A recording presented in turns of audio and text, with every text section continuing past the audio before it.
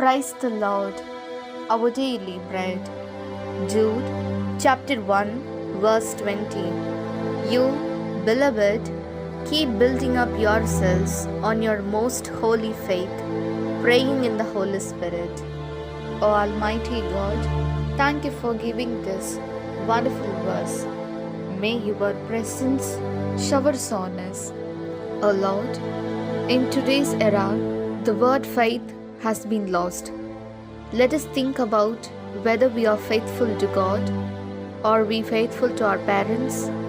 Are we faithful to those who have faith in us? If we are not faithful to God, then our life is completely in vain.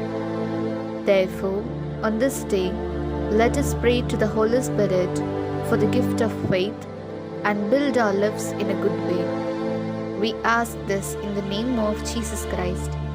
Amen. அன்றாட உணவு. யூதா அதிகாரம் 1 இறைவார்த்தை 20.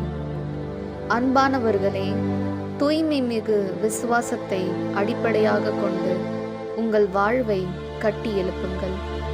தூய ஆவியின் துணையுடன் வேண்டுதல் செய்யுங்கள்.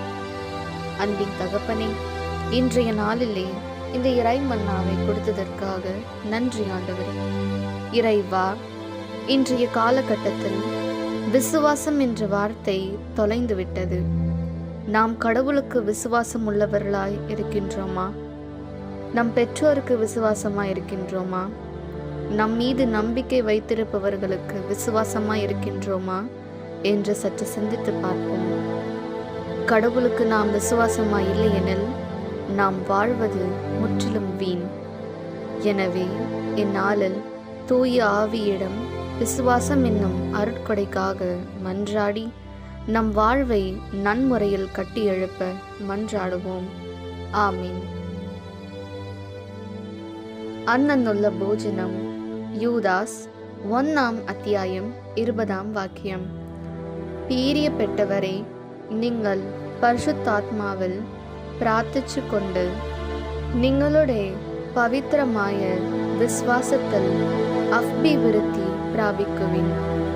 ഇന്നത്തെ കാലഘട്ടത്തിൽ മനുഷ്യർ വിശ്വാസമില്ലാതെ അക്രമ ചിന്തയോടാണ് ജീവിക്കുന്നത്. ദൈവത്തിൻ്റെ വിശ്വാസം ഇല്ലെങ്കിൽ നമ്മുടെ ജീവിതം വൃഥാവാണ് ഒന്നുമില്ല. അതിനാൽ ദൈവവിശ്വാസം കൊണ്ട് നിറയുവാൻ വേണ്ടി നമുക്ക് പ്രാർത്ഥിക്കാം. ആമേൻ.